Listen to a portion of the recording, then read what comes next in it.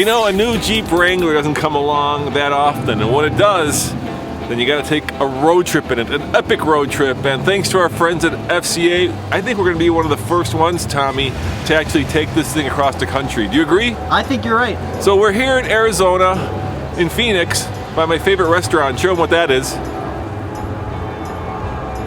I'm from Chicago originally, Chicago. So Portillo's, hot dogs, and Italian beef, the best. Of course, they only have them in Chicago and here in Arizona, as far as I know. But we're going to drive it from here to where, Tommy? Boulder, Colorado, but first, where are we going, dude? Moab, Utah. That's right. We're not only going to take the first road trip in the new Wrangler, but we're also going to take it to Moab. Now, of course, this is the Sahara. It's not exactly the Rubicon, but this is the one that FCA gave us, so this is the one we're going to drive. And you know what else we should do, Tommy, before we get to Moab? Let's do a mileage test. Yeah, let's go fill it up and see what kind of fuel economy this new Jeep gets. It's more aerodynamic. And of course, this one still has the 3.6 liter Pentastar, so we'll see what we're getting. They're saying about 2 mpg better. What could be better? A father and son road trip in the brand new Jeep Wrangler JL. It really doesn't get much better than this. But before we go and play in Utah, let's do a little bit of work, a little bit of reporting, and a little bit of number crunching.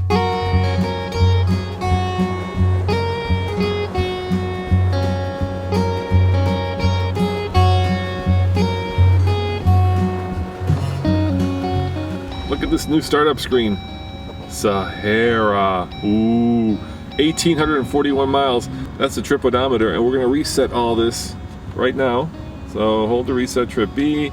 We're going to reset that, and then we're going to reset trip A as well. 17.2. They're both reset, so A is going to stay our main odometer, which means we'll see just how far we're driving this back to Colorado, and B we're going to use to get fuel economy numbers. What kind of fuel do we get? Do you know? I always do the middle. I agree. When in doubt, go with the middle one. Let's go with the middle one. There we go. 267. Dang. Fine folks at Jeep gave us a full tank, and we can use this 2-click method. Whoa, there you splashed out a little bit. Wait 30 seconds, and then give it one more click. Ready?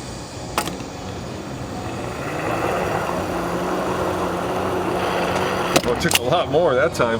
Good thing we did that. So what we'll do is, next time we fill up, we'll do the same thing and we'll calculate our fuel economy. Now the next question, of course, is we're heading to Moab, Utah. How far is it to Moab? Tommy, shall we Google map it? Closing up the roof because we're heading on the highway. 478 miles to get to Moab, Utah. 7 hours and 31 minutes. That's without stopping, of course. The question is, how far can we get out of the tank? Probably about, what, 300? Probably about 300.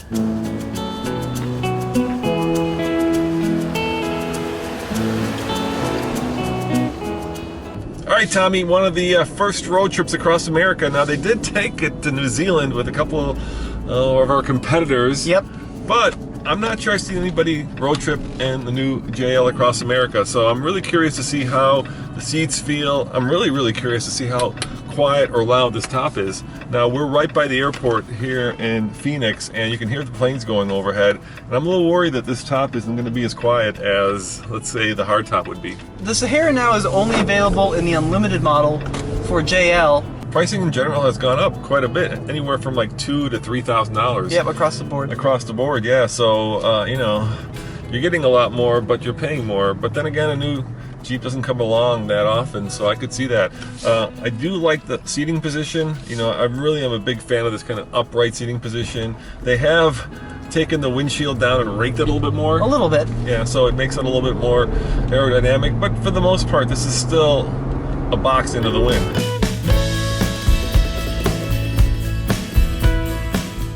There we go. All right, on the floor. Oh, passing the fit. Sounds like a Pentastar. I hear that roof, Tommy. It's there. It's there. It might be a little on the loud side. Let's get on the highway and do a little bit of cruising.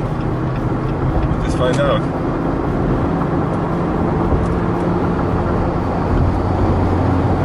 Yeah, it's not as quiet as like a hardtop. It's not too bad.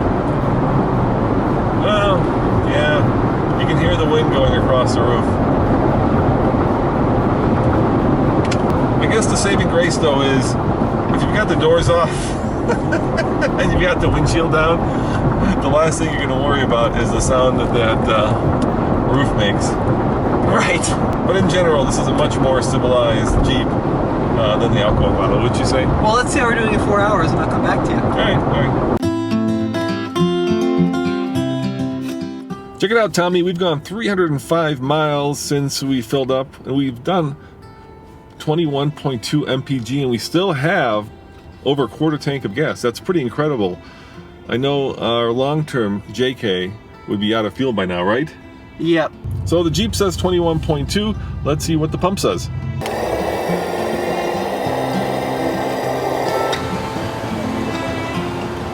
So the calculation is number of miles, 305.4, divided by number of gallons, 14.327 equals, look at that, it's right on. You can see we're getting toward the red cliffs that are synonymous with Utah and of course northern Arizona, so we still have a ways to go, at least 3 more hours, Tommy, but you know what, let's continue this video tomorrow. What are we gonna do tomorrow, dude? Moab. Well guys, we made it here late last night to downtown Moab, Utah, and I'm betting that this is the first uncamouflaged JL Wrangler to be in Moab. But 4 months from now, during the Easter Jeep Safari, this will be a rock star. Now, of course, in Moab, we got to go run some trails, and I was thinking about running Hell's Revenge, which is a pretty hard trail. But the problem is, Jeep gave us the Sahara. We don't have all the off-road goodies. We don't have the disconnectable sway bar, the locking diffs. Heck, we don't even have the right tires for some of the harder trails. So I think it's going to have to be fins and things to give this kind of the right degree of workout.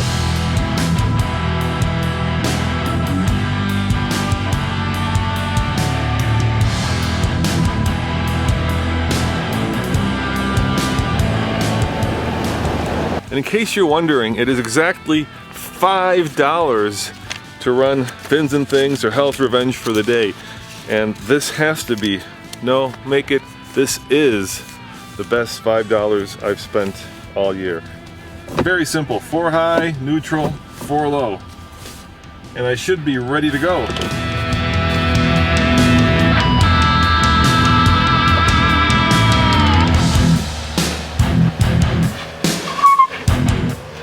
You know, the Wrangler makes that look easy, but I think we should air down a little bit. It was having trouble on Slick Rock getting traction going up the hill. And Slick Rock, even though it's called Slick Rock, isn't really slick unless it's wet. So let's air this bad boy down before we take on Fins and Things. So these are Bridgestone Duelers, which are kind of more roadworthy than off-road worthy. The Rubicon has KO2s, much more off-road worthy. But if we take these down to about, what do you think, Tommy? 20, 25? Yeah, about 25. That's gonna make a big difference. Gives you a bigger tire patch. Gives you more grip. Makes the ride a little bit softer. Just a lot of upside to airing down. Not great on the highway, obviously, but off-road, this is probably the easiest thing you can do to improve a vehicle's off-road ability. Tommy, what's the big deal about the owner's manual? Well, this is a pre-production JL. This is the first edition owner's manual, which I think will be valuable one day. But in the owner's manual, in the off-road section, it says that in sandy environments to air down no lower than 15 PSI. Now 15 PSI on a Bridgestone Dueler I think is a little bit too low. We have a good chance of rolling a bead that low, so we're right around 21 to 25. That's what it looks like when you have solid axles, and the Jeep guys will tell you there is nothing better off-road than solid axles. I know you Toyota guys like your independent suspension, but this amount of articulation, that is very hard to get unless you have solid axles.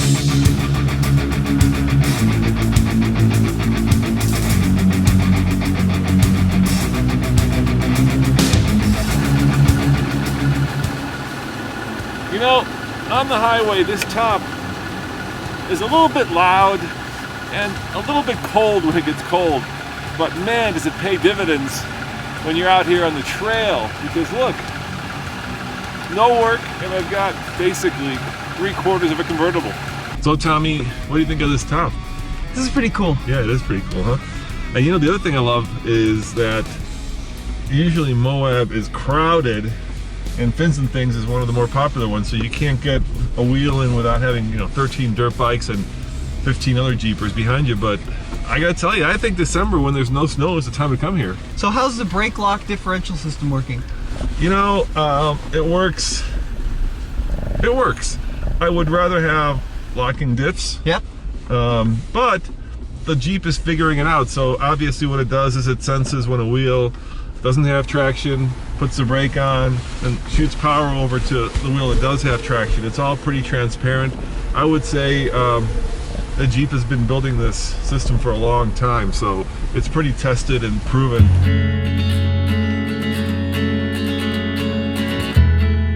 What's changed in this 2018 Wrangler JL? Maybe the better question is, what hasn't changed? And in this JL, the only thing that's really the same is the 3.6 liter Pentastar. It puts out the same amount of power, the same amount of torque as last year's model. If you get the new 2-liter turbo mild hybrid, then everything has changed. The Jeep is 2.5 inches longer. Every part has been touched, from the windshield to the back window. You can tell the Jeep has put a lot of thought and engineering into this vehicle. So from the outside, it still looks like Wrangler, but on the inside, new transmission, new engines. Okay, not this one, but there is a new engine. New powertrain, new everything. To save fuel and get better fuel economy, this new JL has stop-start, which is grand when you're on the road, but not so grand when you're off-road. Luckily, Jeep has thought of that, so you can actually disable it.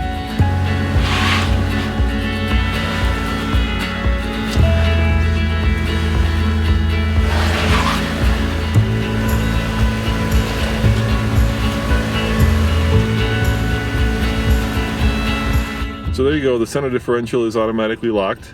Well, because we're in 4 low. For low, and then over here it gives you the pitch and roll, yeah. Nice and slow. All right, guys, this is a bit of a butt clencher. This is very steep. Let's see what the whoa. Let's see what the Jeep says. 22, 24, 27. There goes my luggage. Okay, slow left, a little to your left.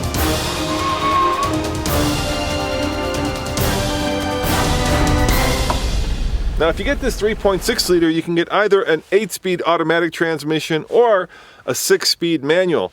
If you go for the 2-liter turbo that is brand new, that is a mild hybrid, a 48-volt system, you can only get that in the 8-speed automatic. Next year, there's also the EcoDiesel, the 3-liter diesel coming that I know a lot of you guys have been waiting for. And then the year after that, Jeep is going to make this mild hybrid into a full hybrid. A full hybrid Wrangler, who would have thunk? I got to try that out here. This Jeep has enough ground clearance that it, like the Power Wagon, don't care. Sorry, Nathan, that's your catch line. All right, I'll shut up. Perhaps the biggest noticeable difference, besides the headlights, of course, in the new Wrangler is this interior. They've really stepped up their game. I mean, check out this key. Look at that. And thoughtfully, they've actually placed a little notch here in between the cup holders where you can easily store it when you're off-roading. Everything that I see here feels and acts expensive. There's French stitching, there's a big 8-inch display, of course, big leather covered steering wheel, and best of all, even though there still are some cheap plastics, I think that in general, if you had to hose this off, they've thought of that so that none of the really nice controls would get damaged if you sprayed a little bit of water in here or if you left this massive top open by accident.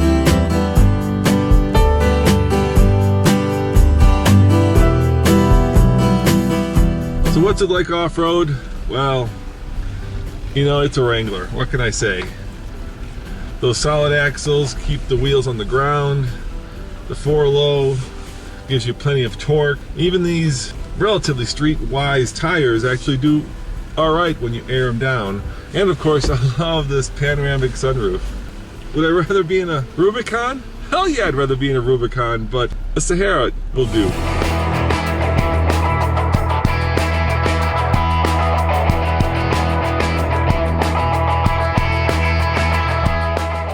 This seat is all the way back.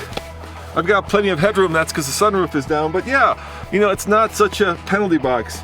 We spent 36,000 miles driving a Rubicon, the last generation, the 50 highest points in all 50 states. So I'm very familiar with what the back seat of this bad boy looks like.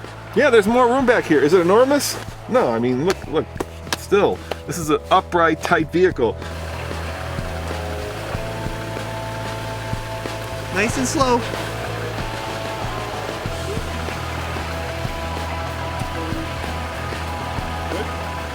And this is what makes a Wrangler so cool. Not only can you take this to work and back, but you can take it to a 30-degree hill here in Moab and not hit the front. And even if you do hit the front, so what?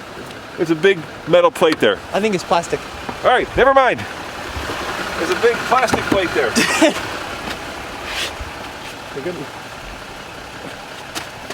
That's us. See if we hit the back. Hang on, let me get a better angle. Okay.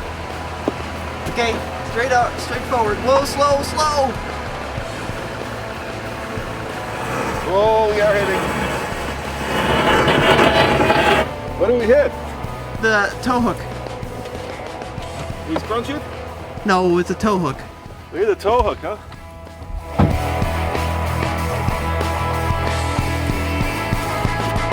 Well, there we have it, guys. We have drawn first blood on the new Wrangler.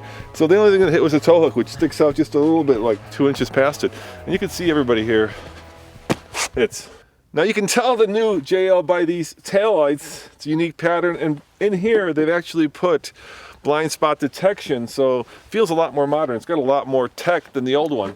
And of course, it's got a lot more room back here. This glass area is now much bigger, so you can actually see out the back, and there's a little bit more space back here for all of your stuff. Did you know that most people actually buy this 4-door?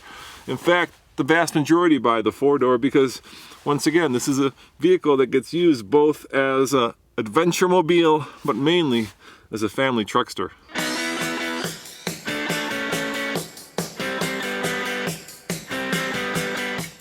All right, hill descent control on, use shifter. That's cool, I can use a shifter to adjust the speed I want to go. So I want to go slower, slower, slower. I'm using the shifter. I'm not a huge fan of hill descent control. I kind of like braking myself, but it's working. I mean, it's doing what it says it should do. It's controlling the Jeep. I could have done that better. I really could have done that better. That was a little bit of, yeah, I could do that better. Even with these adjustments over here, I think it's probably time to hit the road and head back to Boulder. Oh, for sure. Hey, do you have service here on your phone? Maybe. I have an idea. You know how we got, here, let me get my phone. Here, see if we have navigation, see if we have service. You know how we got over 300 miles of range on this tank and we still have more than a quarter tank? Right. I'm wondering if we could make it all the way from Moab to Boulder, Colorado on 1 tank of fuel. There's no way. What do you mean there's no way?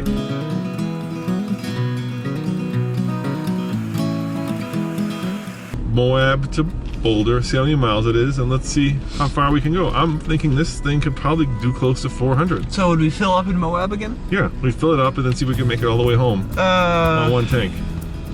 No, there's no way. How far is it? 371. I'm saying we're gonna make it. There's no way. 371. Yeah, no, it's not possible. I'm telling you, I think it's possible. Okay, so what's the big obstacle preventing it from happening? How fast I drive? Nope. Vale Pass? Yeah, I know there's Vale Pass. I'm gonna bet you we're gonna end up on the side of the road. But should we try that? Sure. Yeah? Sure. Maybe we can make 371 miles. No, the big obstacle is that we're aired down. We're not gonna make it. We'll have to air back up first, of course. Now, I'm not gonna hypermile it. Okay. I'm just gonna drive normally.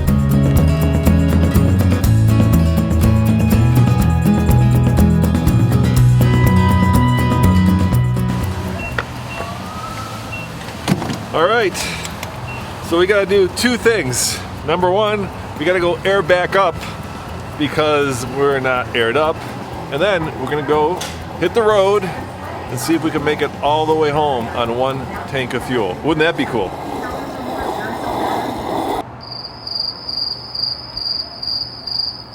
We may have an issue. What? The air machine is out of order. You're joking. Nope. Dang. All right, let's go find another cup mate. Come on. There goes the engine. Stop start. We weren't using any fuel there. Gotta love it. Wahoo! Hey, gosh. Yep, there's one. Yay! I saw the red box. I didn't see the air. Why is it every time we film, a garbage truck has to come by and like, all I need is a helicopter right now to come landing behind us. It's crazy. Okay, let's see.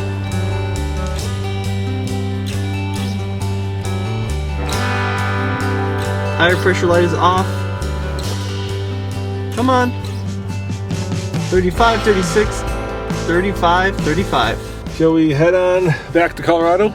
Yeah, let's head on home. Now there are two ways to get to I-70. There's the 4-lane where all the trucks go, or we can follow the Colorado River. What's your call? Let's do the river route. All right, that's beautiful. If you have a chance to come here, do the river route because it is an absolutely gorgeous, gorgeous road. Let's do this. Let's cue the music montage and show them what it looks like. Wow, we went a whole 15 feet there. Yeah, you know, when we started this, I had like 407 miles. Now, because of this, I've got 397 miles, and all we've done is sit here in traffic.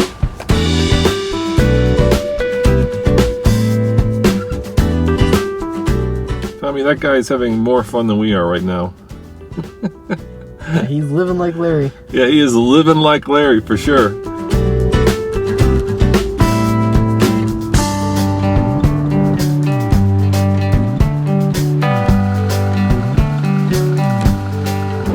Check it out, we're doing 80 miles an hour, and that's because we are here in Utah where the speed limit is 80 miles an hour. And the old Jeep, the hood would have been fluttering like crazy. Check it out. No hood flutter whatsoever. Oh, you're speeding. Slowing down to 75.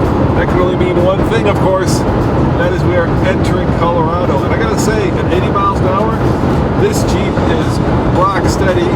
Cruise control works like a dream. So usually when they do these navigation systems, the icon that represents your vehicle is just a little arrow or something, or a generic car, but look, it's a little Jeep. You can see the spare tire, little Wrangler. Oh, and same thing down here with not only the hill descent control button, but the recirculation button. Both of those are little Wranglers. That's some pretty cool attention to detail. We're still at just over half a tank, and we've got about 125 miles to go before we get to Boulder. Are we gonna make it, Tommy? We'll see uphill miles. Yeah, it'll be close. There are 8 clicks on this fuel gauge, and we're down to our last 3. We've gone 271 miles on this tank so far, and yet we've got at least another 100 to go, so I'm not sure if we can make it. We've gone over Vail Pass. We dropped our average fuel consumption from 22.5 to 21.6. And now we have to go up the Eisenhower gauntlet, the Ike gauntlet, which is going to use more fuel as well. Good news is, in Colorado, what goes up, you know what, must come down. So I'm hoping that long downhill into Golden from the top of the Eisenhower Tunnel will let us save some fuel because I'm getting a little nervous about this. So Tommy, if you were to ask me what's the one thing they really updated that I think is the most improved, it is of course the new headlights in the JL. They updated to LEDs in 2017, but look at these. Oh my gosh, they are so bright. People actually flash their brights at us sometimes thinking that we've got our brights on. Yeah, but keep in mind, these aren't the standard lights. These are an upgrade over the standard halogens. Holy cannoli, Tommy, I think that is another JL next to us. Yeah, for sure. But look at the license plate. So it's got the European bumpers.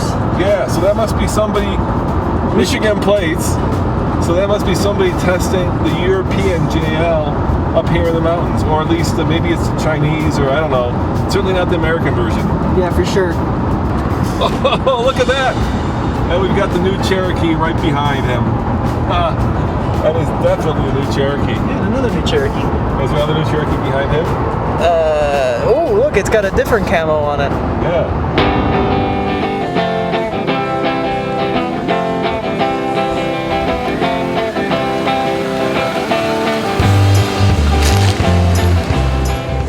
After almost 6 hours of driving, we made it to downtown Boulder with, according to the Wrangler, over 100 miles of range left. That's right, we went over 350 miles on a tank full. Tommy, what do they do? Do they put a specially big fuel tank in this pre-production model? You know, I don't get it, but I hope you guys have enjoyed this TFL epic road trip adventure. The first time we've taken the JL almost 1,000 miles, and I think the answer is this has to be continued because the fuel economy on this vehicle is really the story. Keep in mind, we just drove it from Moab, Utah, where we filled it up, and you won't believe how many miles we were able to get on one tank full. And let me show you that. Look at that, 417 miles, averaging 22.8 mpg.